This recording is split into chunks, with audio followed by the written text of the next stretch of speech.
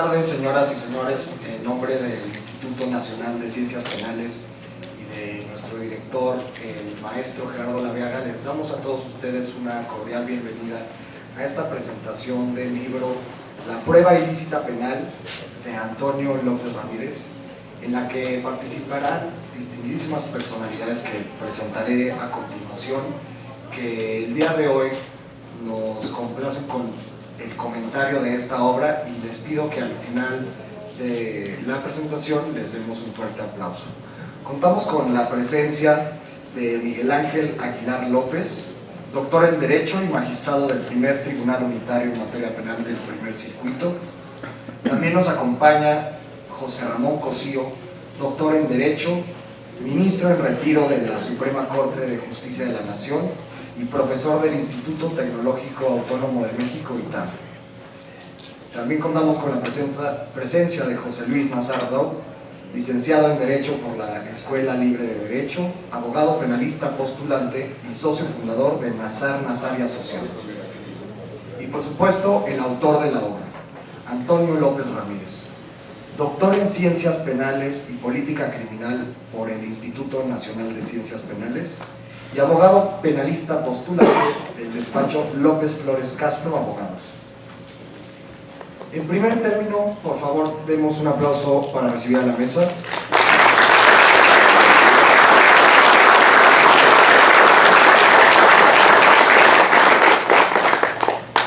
Escucharemos el comentario del magistrado Miguel Ángel Aguilar López. Tengan todos ustedes muy buenas tardes. Una tarde muy especial al distinguirme con la presencia de cada uno de ustedes y de esta mesa. Mi amigo José Luis Nazar, ministro del retiro, José Ramón Cosío, y mi amigo Antonio López. Un tema interesante que escribe en su obra La prueba ilícita penal, Antonio López Ramírez. Tengo aproximadamente año y medio que llegué a un tribunal unitario después de estar algunos años en colegiados y cumplí inmediatamente una ejecutoria.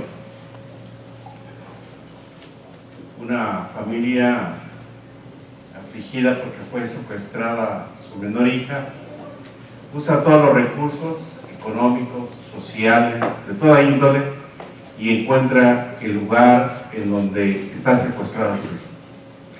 Le urge, le exige a la policía, ingresen al domicilio, rescaten a su hija, tienen la certeza que está ahí. La policía ingresa a este domicilio, detienen a 5 personas, liberan a su hija y liberan a 2 secuestrados más. Años más tarde, el colegiado ordena dejar en libertad a los 5 secuestradores porque la policía ingresó sin orden de cateo al domicilio. Se violó el debido proceso. Las pruebas así obtenidas son ilícitas y deben de excluirse. No tan solo la prueba originaria, sino todas las pruebas derivadas. Meses después, se detienen a unas personas que pertenecen a una banda en posesión de narcóticos, armas y numerario. Al solicitar el control de la detención, se señala que como estas personas detenidas hablan un idioma distinto, diferente, y la policía desde la denuncia anónima sabía que probablemente no hablaban español, se ordena su libertad por violaciones constitucionales, y cuando solicitan posteriormente formular la imputación y vincularlos a proceso, el juez de la causa señala que no ha lugar en razón si la detención fue con violación a derechos constitucionales, todas las pruebas obtenidas son ilícitas y por lo tanto no hay elemento probatorio para iniciar una investigación complementaria. Interesante, ¿verdad? Interesante en el planteamiento que nosotros nos podría representar en un orden constitucional mexicano que rige el fundamento de la estructura de una nación. Incuestionablemente una labor de Estado que no podríamos soslayar. Por un lado, la defensa a ultranza, la tutela a ultranza de los derechos humanos de toda persona, un deber del Estado democrático, social, de derecho. Por el otro lado, la política criminal, el jus puniendi. ¿Cómo lograr que el Estado-nación, tenga un equilibrio, la balanza de la justicia de la diosa Temis está equilibrada? No hay un peso que sobrepase al otro, no hay un desbalance. ¿Cómo hacer que el Estado-nación logre un equilibrio en este contexto?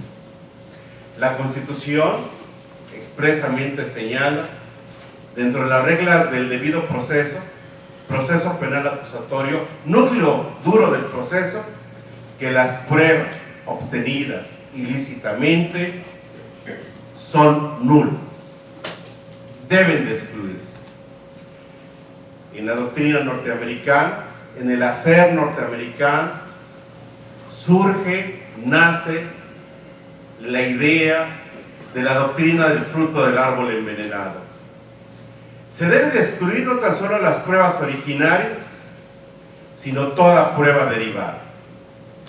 Si la raíz está contaminada, está contaminado todas las hojas, todos los frutos. En la doctrina y función jurisdiccional alemana se hace un acotamiento por un juez y por el Tribunal Constitucional. Indudablemente que las pruebas que violen derechos fundamentales son ilícitas de manera plena. Plenitud es su nulificación. Sin embargo, habrá que hacer una reflexión, un acotamiento acerca de las pruebas derivadas. No todas las pruebas derivadas pueden seguir la suerte de la prueba nula, ¿sí?, originaria. Verbi gracia. Si se recibe en sede ministerial la declaración del imputado en violación de los derechos fundamentales, esta es nula.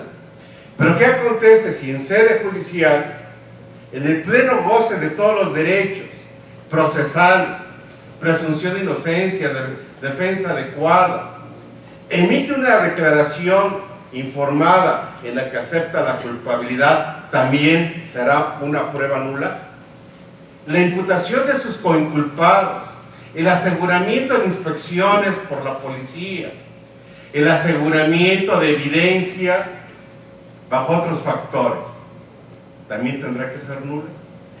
Y surge la doctrina de otras naciones, como emerge la doctrina jurisprudencial de la Suprema Corte Mexicana en la evolución sistemática que se da, en pensar y reflexionar que debe de acotarse respecto de la ilicitud de la prueba derivada.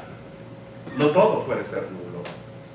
La fuente independiente, el vínculo inevitable, el propio descubrimiento inevitable, la fuente atenuada, la propia conexidad, la antijuricidad, la buena fe, empiezan a equilibrar en el mundo forense, una nueva reflexión. ¿Cómo el Estado-nación hace esas reflexiones de fondo para estimar que no todo puede ser nulo? Tal parece que emerge una nueva doctrina. Si el fruto que tiene una raíz envenenada y por lo tanto tiene 5 manzanas podridas, pero 5 manzanas sanas, podríamos hacer jugo de manzana con esas 5 manzanas. Perdón la alegoría. Tendríamos que hacer una reflexión de fondo. Por eso, basta poder incursionar en el libro de la prueba ilícita que Antonio desarrolla con un gran esfuerzo, con una gran expectativa, Soy testigo fiel y soy el primer respondiente de la obra como el director de la tesis de la misma, como integrante del jurado que le invistió como doctor en Derecho en esta institución. Los planteamientos que él nos hace emergen, vierten ese desarrollo en el pensamiento jurídico para poner un cuestionamiento en el orden jurídico nacional. La importancia de traer la evolución jurisprudencial en México de la Suprema Corte de Justicia, principalmente en la primera sala, el acotamiento que los tribunales colegiados de circuito realizaron, en donde a ultranza expulsaron todas las pruebas y en donde deslegitiman una función judicial y crean un descontento nacional, ¿sí?, para empezar a poner ese orden sistemático, para poder aportar en esta obra jurídica todos esos segmentos de la excepcionalidad de la ilicitud probatoria. Con mucha puntualidad atiende la teoría de las nulidades, nulidades absolutas, nulidades relativas, y hace el cuestionamiento propiamente para llamar a una reflexión. ¿Qué acaso la Corte no habría precisado que en un delito flagrante, en virtud de la importancia del segmento de un crimen, la policía o cualquier persona puede entrar a un domicilio, ministro? ¿Qué acaso no podríamos hacer un control constitucional en la reflexión que estimar que si efectivamente no hay flagrancia, porque no hay la exigencia de un traductor, eso podría producir en el orden constitucional también una ilicitud probatoria?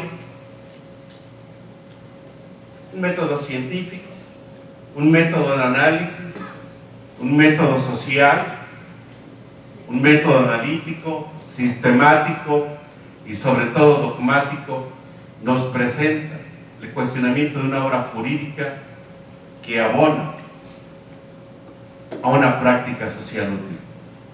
Legitimar la función de los operadores de los sistemas de justicia no es a partir de los tribunales, de los ministerios públicos y los defensores, sino en la aportación de la ciencia a través de aparatos críticos que cumplan el cometido de ser obras jurídicas que aporten, abonen a una inmensa reflexión. Me honro en la plenitud de la distinción de quienes me acompañan en esta tarde, del autor de la obra, de poder magnificar, de poder analizar lo que constituye brevemente la importancia y la sustancia de poder entender que la prueba lícita en su propia exclusión jamás debe tener ningún valor probatorio, pero poder cumplir los fines del Estado en la legitimación de un Estado-nación, tendríamos que abonar en el análisis de la profundidad de la exclusión probatoria para poder estimar que no toda la prueba derivada es ilícita. Muchas gracias y felicidades por la obra.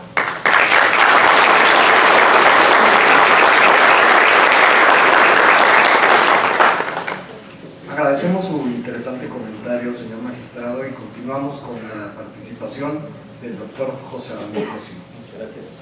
Muy buenas tardes, tengan todos ustedes. Quiero comenzar agradeciendo a Antonio López Ramírez la invitación que me hizo. Yo no tenía el gusto de conocerlo, algún día se apareció por allí y me pidió que le hiciera la presentación del libro y la verdad me agradó mucho que lo hiciera. Sobre todo porque me forzó a leer un libro que de otra forma difícilmente hubiera leído ya en ese momento y estaba concluyendo mi encargo. Y ahora voy a comentar un par de cosas sobre este libro. También quiero agradecer el estar en esta mesa. Yo al magistrado Aguilar lo conozco hace muchos años.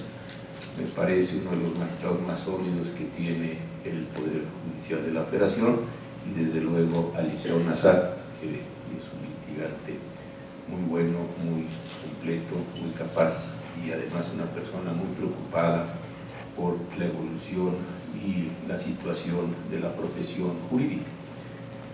nos encontramos con frecuencia en la barra mexicana Colegio de Abogados, en las mesas de Derecho Penal, y siempre con un enorme entusiasmo. También aprovecho para saludar a algunos profesores de esta institución, algunos compañeros del Poder Judicial como a Julio Veredín, con quien tuve el gusto de trabajar hace algunos años y aprender tantas cosas de él, a Lina Cipe, y finalmente algo que quiero mencionar, a la editorial Tirán por el enorme esfuerzo que está haciendo en el país, María, para desarrollar nuestra ciencia jurídica. Algún día comparaba cuáles son, esto no tiene mayor gracia que identificarlos, las producciones que se dan en la literatura, y todos ustedes la conocen. Ahí hay poesía, hay drama, hay novela, hay cuento, hay ensayo. Y yo creo que si tomamos esos géneros que están dentro de la literatura, podríamos tratar de identificar cuáles son los géneros que están en la ciencia jurídica. Yo creo que en la ciencia jurídica hay reseñas, son trabajos aparentemente menores, pero en ocasiones muy importantes, muy iluminativos, acerca de una sentencia, un libro, una ley, algo que trata de tener una condición rápida en la respuesta y en la producción. Tenemos también artículos, estos salen normalmente en las revistas, tenemos monografías, que son ya formas donde se trata de abordar un problema específico para penetrar en él lo más que se pueda, no en extensión, sino normalmente en profundidad. Están los manuales y después están los tratados, estos que muchos de nosotros conocemos, sobre todo en la materia civil. Y yo creo que el libro que tenemos frente a nosotros, el libro de Antonio, es precisamente una monografía. Y esto no es menor y no es trivial. ¿Por qué? Porque él se planteó un objeto de estudio relativamente acotado, que es la exclusión, o en general la prueba ilícita penal, y más que abordarlo extensivamente, empezando con una condición histórica, tratando de encontrar ahí antecedentes, se planteó un problema rápido, y me parece que más que hacerlo extensivo, lo empezó a hacer intenso en cuanto a su profundidad y sus consideraciones. Decía el magistrado Aguilar que el libro realmente corta muchos segmentos de esto que puede ser la prueba ilícita, y empieza con una caracterización del proceso acusatorio, un proceso que todavía me parece no tenemos completamente definido ni identificado.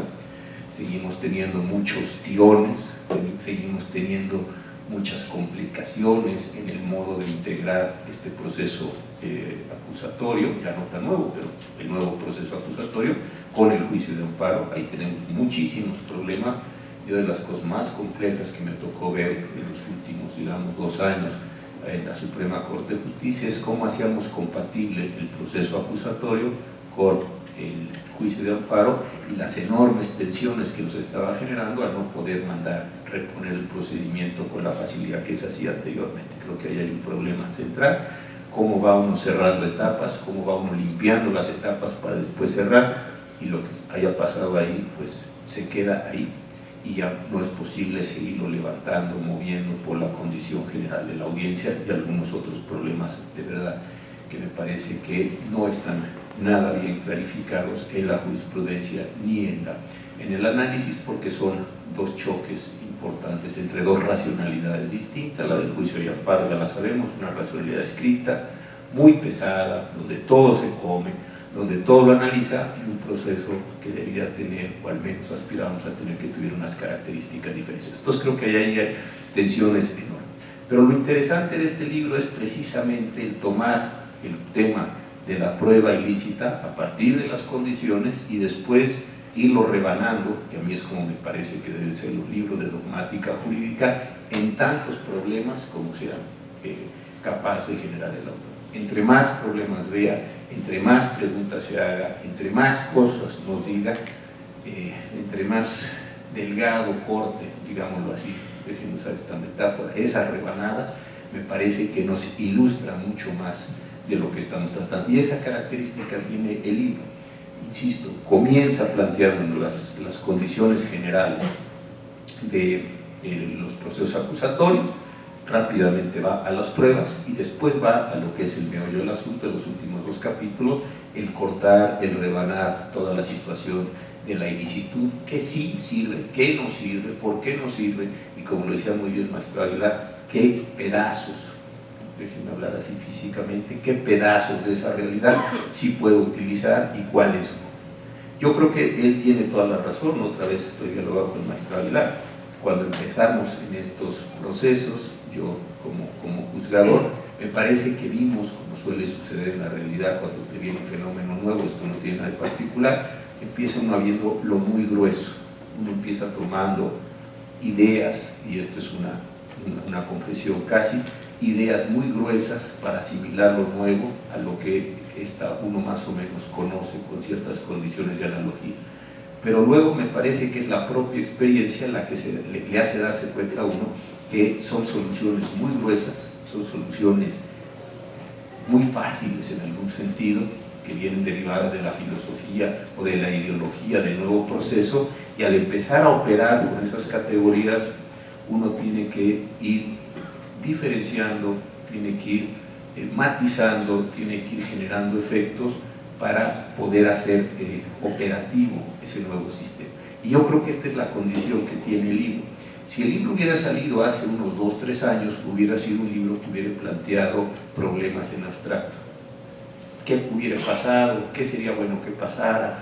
¿Hacia dónde debiéramos dirigir? Pero es un libro que ya tiene experiencia, y esto es una cuestión que también me parece muy importante. Es un libro que si ustedes lo leen, y espero que lo lean, se darán cuenta que ya está dialogando con condiciones, con errores judiciales que hemos estado cometiendo los tribunales como parte de un proceso de aprendizaje y de reflexión sobre lo que teníamos que hacer. Esto es muy importante, pero también con intuiciones que vienen generadas de su propia práctica litigiosa. Entonces es un libro que está bien construido en el sentido de una monografía, por eso quise empezar por ahí.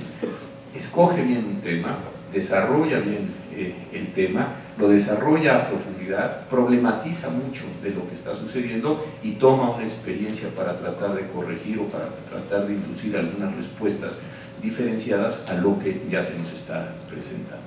Yo creo que muchos de los problemas que estamos viviendo en materia del proceso acusatorio, las condiciones de impunidad, la falta de capacidad de presentar bien las acusaciones, etcétera, que hemos trabajado en varios eventos, nada menos el año pasado, precisamente con el maestro Nazar, ahí en San Cristóbal de las Casas, en una muy rica mesa de discusión sobre estos asuntos, tiene que ver con la condición probatoria, sobre la incapacidad del Ministerio Público y de los policías de recoger, llevar, resguardar, todas las funciones que se tienen que hacer, y las incapacidades para probar en audiencia lo que se está tratando de demostrar, al menos hipotéticamente. Creo que entonces la ventaja de este libro, y de verdad que le agradezco a Antonio el que me haya invitado a leerlo para después poder hacer mi presentación, tiene que ver con este corte histórico muy oportuno de no sigamos haciendo más de lo que estamos haciendo, porque a lo mejor no lo estamos haciendo muy bien, y es autocrítica en posición judicial, sino veamos, corrijamos, si es de cambio legislativo, postulémoslo, si es de cambio jurisprudencial, tengamos la capacidad para corregirlo, y si simplemente son de condiciones prácticas, generemos a partir de reflexiones como esta los cambios que necesitamos hacer en las prácticas o en la corrección de las prácticas para que el sistema funcione como tiene que funcionar, ni llevando inocentes a la cárcel ni dejando culpables en la calle, sino en una condición mucho más de equilibrio, mucho más de racionalidad, que es lo que me parece se intentó hacer con este sentido. Ojalá que no sea el último libro que nos presente Antonio, porque sí creo que tiene una buena pluma, tiene una capacidad muy cierta de identificar problemas, de cortarlos, de compararlos, en fin, de hacer las operaciones que son propias de la dogmática jurídica, y pues esto es lo que yo quería decirlo, felicitarlo por esta oportunidad y por el gusto de estar aquí con ustedes.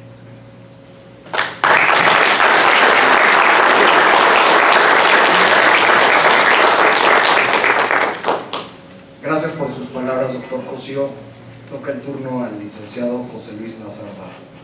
Muy buenas tardes. Es para mí un verdadero honor estar en esta mesa acompañado del magistrado Miguel Ángel Aguilar, del ministro Cosío, que desde la óptica de un litigante son siempre hombres justos y de gran interés e información. Y estar aquí presentando un libro de una gran promesa de un joven litigante, creo que todavía le puedo decir joven litigante, estoy en el límite, que me ha honrado escogiéndome a mí después de que conoce a tantos litigantes para venir esta tarde aquí al MINACIP, que siempre me ha recibido con las puertas abiertas. Este es un libro que, como decía el ministro Cosío, a lo mejor cuando vi el título dije, pues ya me lo sé, yo ya, ¿qué más puedo leer sobre la prueba ilícita?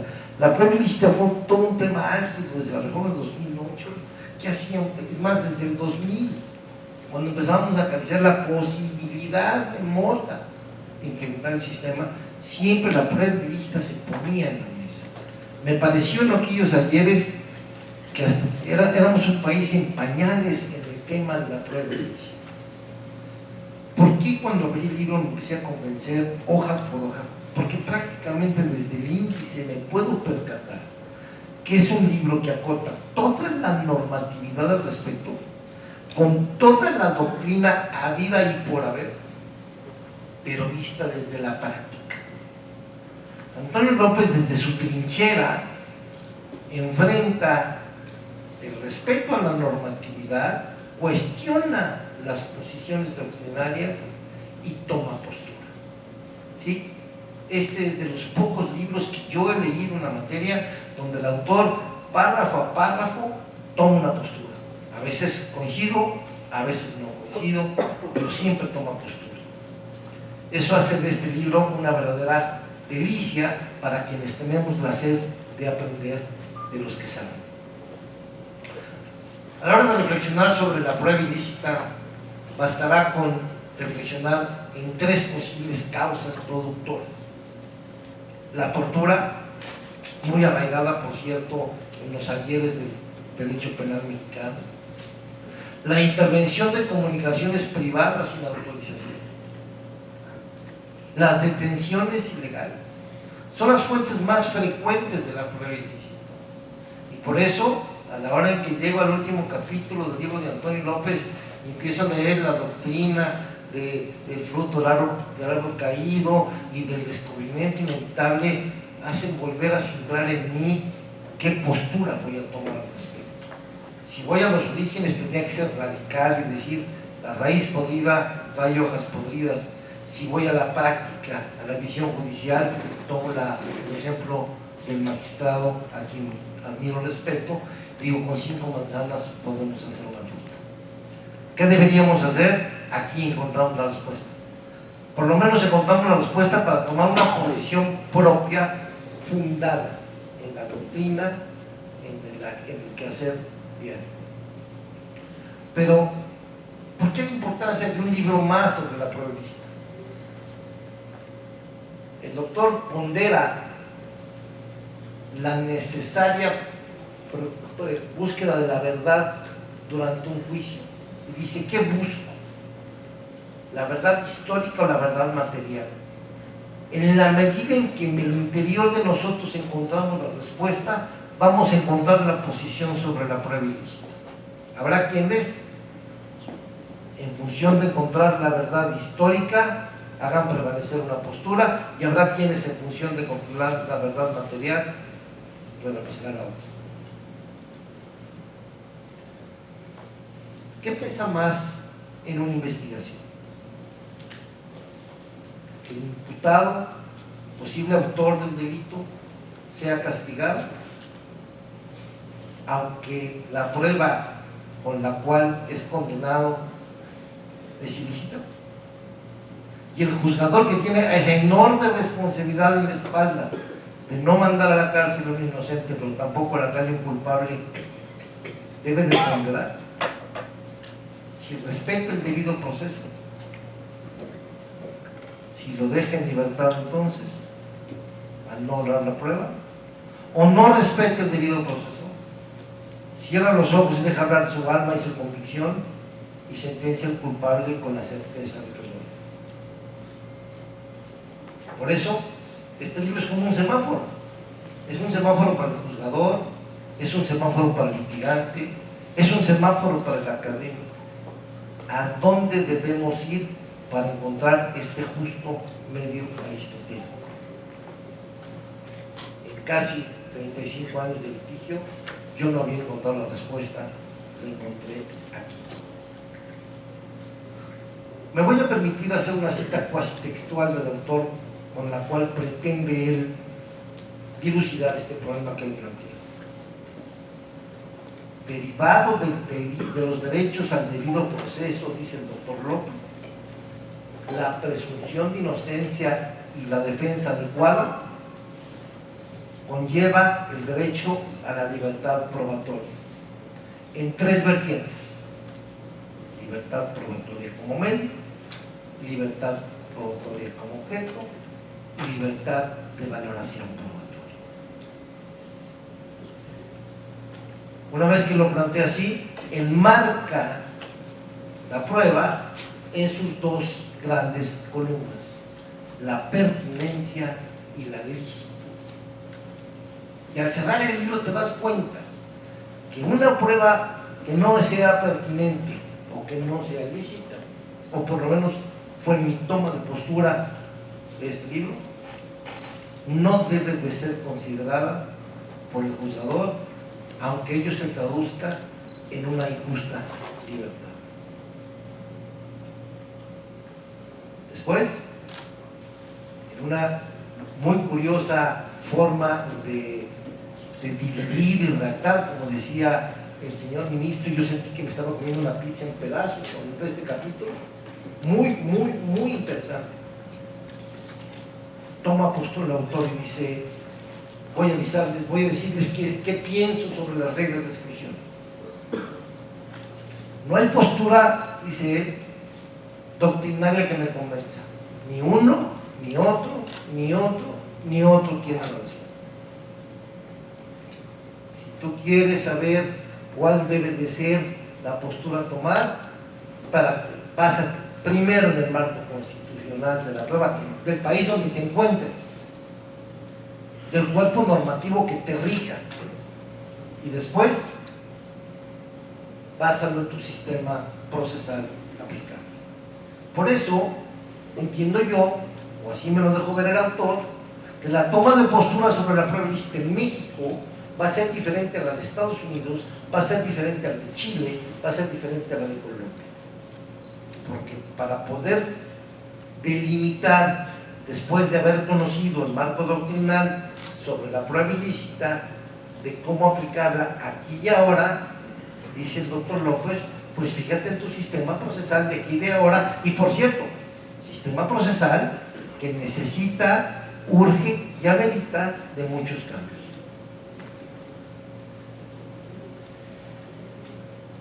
Y luego hace una afirmación que a mí de verdad me parecería que me está torturando. No la afirmación, sino la respuesta. Dice: bueno, ¿y qué debemos de hacer para evitar entonces que una prueba ilícita contamine un tribunal, por ejemplo? ¿Ya lo escuchó? ¿Qué vamos a hacer para que una prueba ilícita contamine el proceso? Y él propone una apelación que se subsane de inmediato. Entonces, no fumo, pero saqué mi café y mi cigarro, me trasladé a 1936 y se me prendió el foquito del amparo.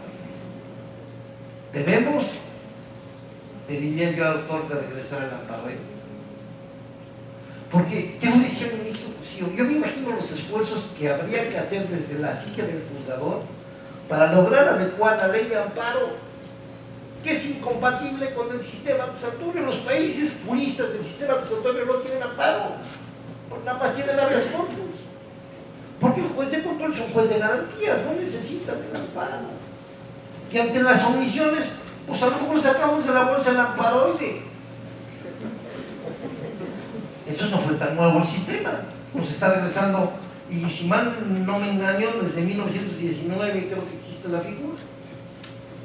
Pues sí, yo creo que hoy, si yo fuera legislador, en lugar de andar proponiendo algunas cosas, propondría el amparo. Creo yo que es la figura que puede hacer compatible el sistema acusatorio con el sistema de violaciones procesales que el autor propone esa solución de vía apelación. Pero cuando se habla de un libro, no nada más se habla de unas páginas llenas de tinta. Hay que ponerse en el escritorio de quien lo escribió, y de él quiero hablar. De él sí sé, de la prohibición ya no sé, de derecho tampoco, pero del autor sí sé. Es un joven abogado emprendedor, galán, y de su esposa, pero a pesar de su juventud, tiene una enorme experiencia. Miren, del Tony que yo recuerdo, empezó como pasante, luego brincó a las procuradurías y se volvió fiscal. Torquemada mismo en persona era cuando era, y luego regresa al litigio. Y ya desde este lado del litigio decide además entrar en la academia y se hace doctor en Derecho, porque siempre, desde muy joven, desde que traía cafés y sacaba copias, que es la función de todo pasante, mostraba hasta en ello solidaridad y estudio. Era un hombre sólido en sus planteamientos, en sus cuestionamientos y en sus opiniones. Pero Tony siempre es, y este libro me lo confirma, un hombre abierto al cambio. Te felicito, realmente has hecho de tu libro uno de mis favoritos y muy ampliamente. Muchas gracias. Gracias.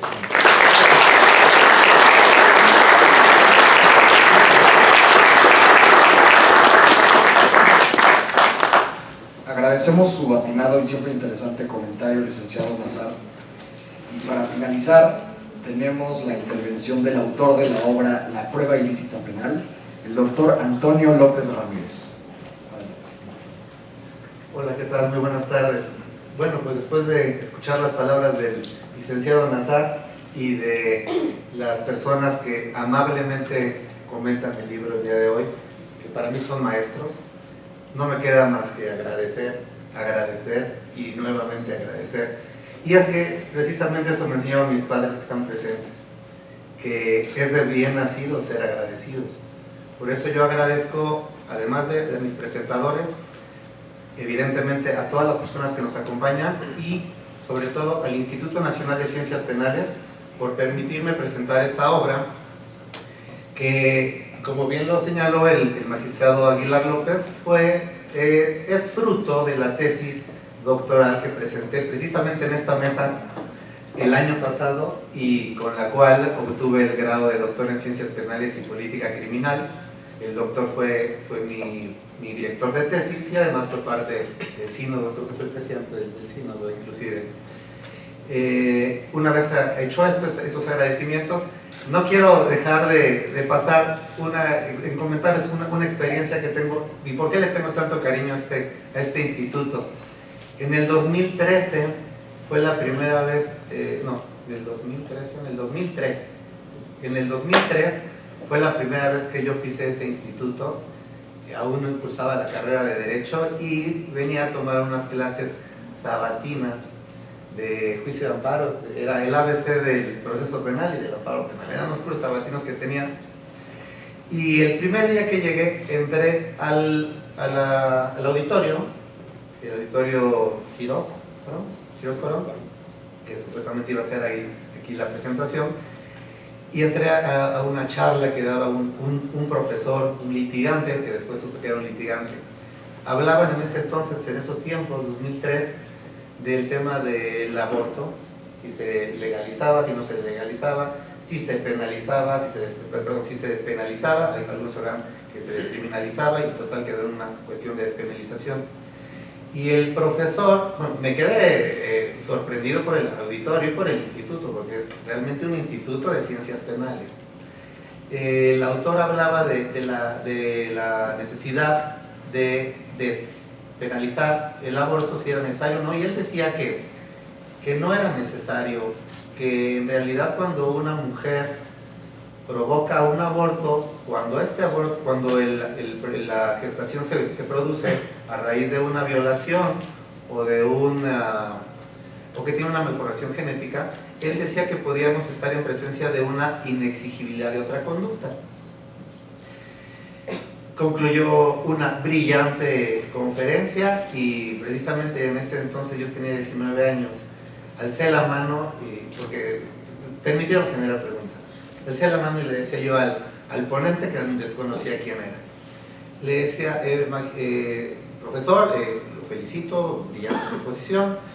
Simplemente yo no estoy muy de acuerdo en esto que usted señala en torno a que ante un producto de una violación tendríamos que señalar que si la mujer aborta estaríamos en cuestión ante una inexigible otra conducta.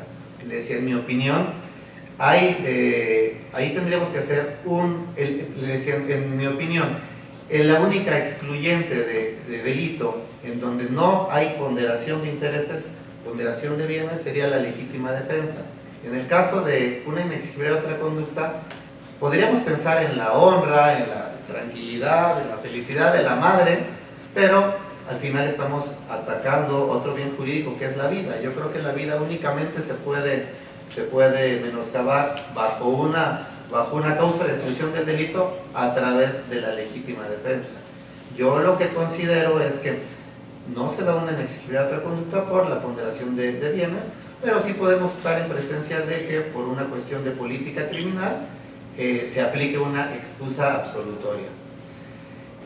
El ponente, el doctor, me quedó viendo cortamente y me dijo, pues te quiero comentar algo. No recuerdo si me dijo 35 o 30, pero me dijo, yo soy el profesor titular de la materia de teoría de la culpabilidad en la UNAM desde hace, no recuerdo si 30 o 35 años. Y me dijo, lo que tú estás comentando no es desatinado. Hay posturas que sostienen esa afirmación y hay otras que sostienen lo que yo digo. No es ni incorrecto ni atinado, es simplemente una postura diferente. Cuando yo realicé, al final ya terminó la sesión y le pregunté al que me encontré al lado, que no conocía, ¿quién es este profesor? ¿Quién es este profesor? Dijo, es el doctor Ricardo Franco Bustamante. Entonces, ya sabía yo de quién estaba hablando, quién era la persona que estaba hablando, y era una institución, todo el mundo jurídico, para los litigantes, para los académicos, para los que crean obra escrita también. Y a partir de ese momento entendí, y además, imagínense, una institución de ese nivel, como el doctor Franco, que además somete una postura a un examen y además a reconocer que hay otras posturas diferentes, contrarias quizás. Esto me enseñó algo, que el derecho, que el que busca, el que pretende generar derecho a través de litigio, a través de normas, a través de obras, a través de juicios, siempre tiene que enfrentarse y siempre tendrá que someterse a un proceso dialéctico. Entonces, esto es lo que yo traté de hacer en un libro, en este libro que ahora presento a ustedes. Traté de hacer un libro que presentara una postura personal en cada paso que daba, pero además consideré que tenía que tener un apoyo doctrinal, jurisprudencial, legal y bueno, a base de normas no solo nacionales sino internacionales. Por eso tuve la fortuna de tener un gran director de tesis que me apoyó mucho en cuanto a la información que requeríamos y a darle estructura a esta obra. Y lo que buscamos es generar un documento que tuviera antecedentes para poder llegar a un tema. Por eso, si se dan cuenta, el tema de la prueba ilícita se empieza a abordar hasta el capítulo 3. Y el primer capítulo, que se llama Nociones Preliminares, creo que tiene 98 hojas o 100 hojas. Entonces no sé qué tan preliminares eran. Pero ya cuando llegamos al capítulo 3, ¿qué es lo que buscábamos? ¿Qué es lo que pretendíamos? Generar un libro que tuviera una postura que no forzosamente tendría que ser la verdadera, la más efectiva, pero sí que generara una postura en torno al concepto, fundamentos, efectos, tratamientos y excepciones de la regla de exclusión por prueba ilícita. Y es que desde que entró en vigor la reforma constitucional, desde antes yo creo, que sí, obviamente desde antes, inclusive la Suprema Corte ya hablaba de la prueba ilícita que se contenía de forma implícita en diversos instrumentos, en diversos artículos constitucionales, y bueno, esto de la prueba ilícita también viene desde la séptima época en materia administrativa en una tesis cuyo rubro era actos viciados frutos de... Pero creo que nunca se había profundizado al respecto. Yo sostengo, yo creo que el pionero en nuestra línea jurisprudencial respecto a esta forma novedosa para nosotros los mexicanos, no novedosa para el mundo, de entender las excepciones a la regla de exclusión, estuvo en el 9º Tribunal Colegiado bajo la ponencia del magistrado Miguel Ángel Aguilar López, y después evidentemente con las posturas que tomó la primera sala de la Suprema Corte de Justicia de la Nación.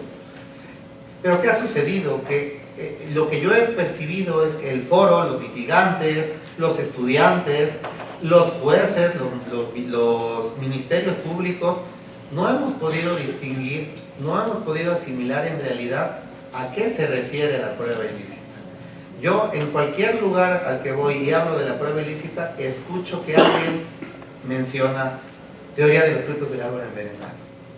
Y este libro lo que pretende, además de señalar los conceptos y efectos y lo que había establecido, es que podamos distinguir de una forma precisa, quizás es muy presuntuoso mi libro, pero eso busca, distinguir, entender que no es lo mismo prueba ilícita, no es lo mismo prueba ilegal, no es lo mismo efecto corruptor y tampoco es lo mismo la teoría de los frutos del árbol envenenado.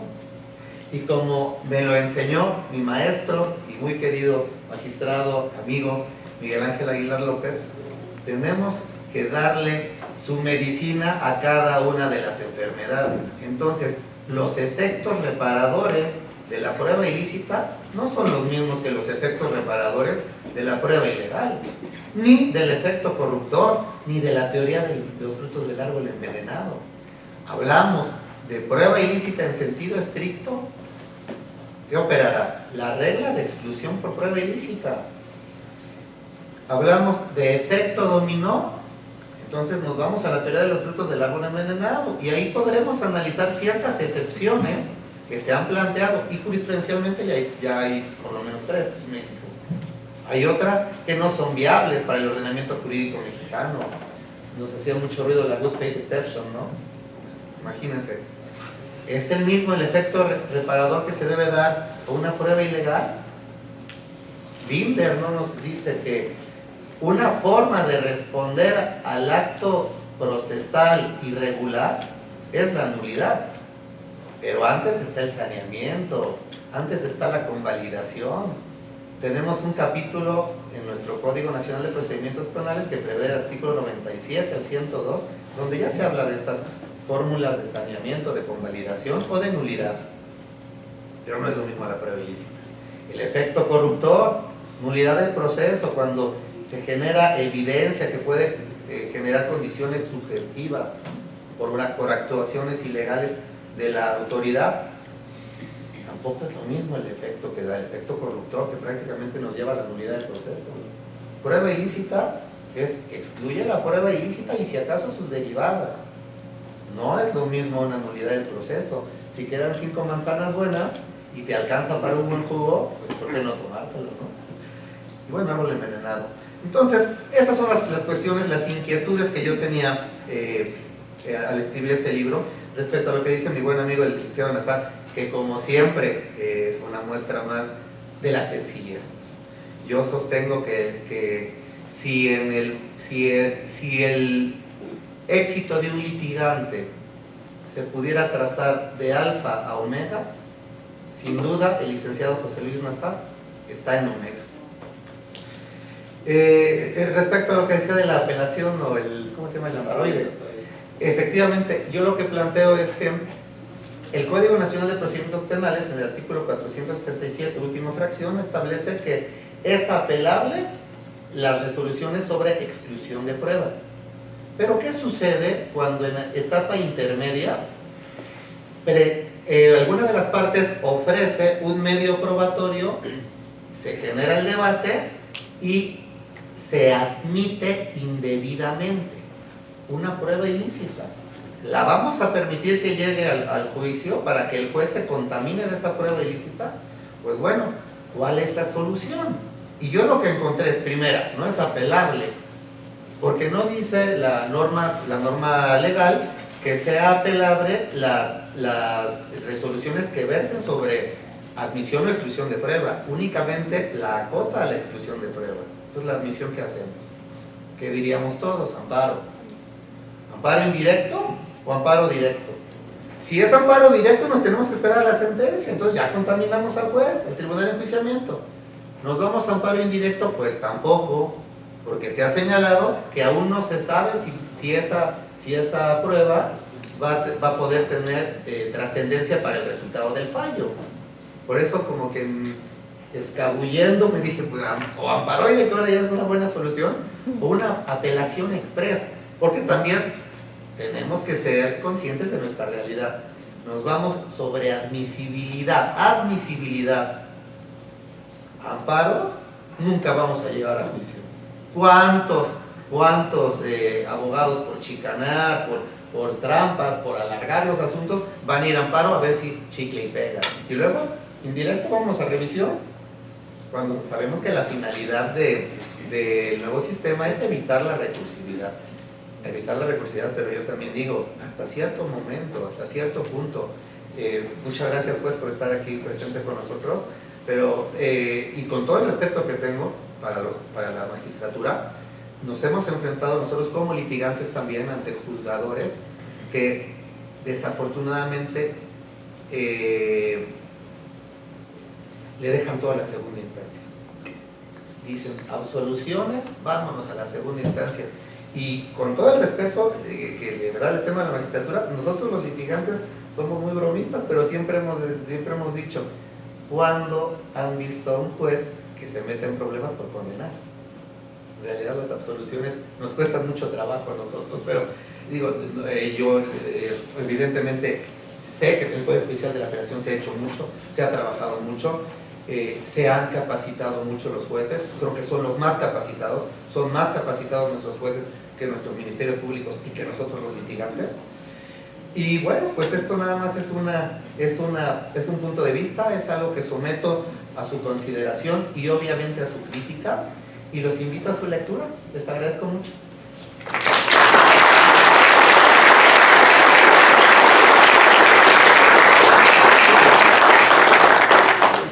Gracias por su comentario y felicidades por la presentación de su obra en este instituto. Y participantes, les agradecemos por haber acudido esta tarde a contribuir en la difusión de importantes temáticas de las ciencias penales, y por ello, en nombre del instituto y del director general, les quisiéramos entregar un reconocimiento por su participación y también un pequeño obsequio que consta de publicaciones recientes del INACIP.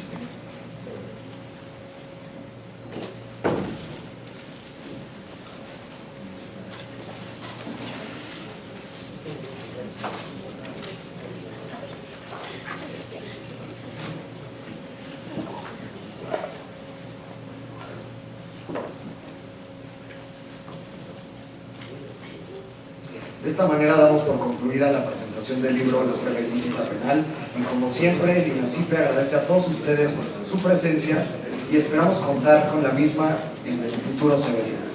Despidamos a la mesa con una pregunta.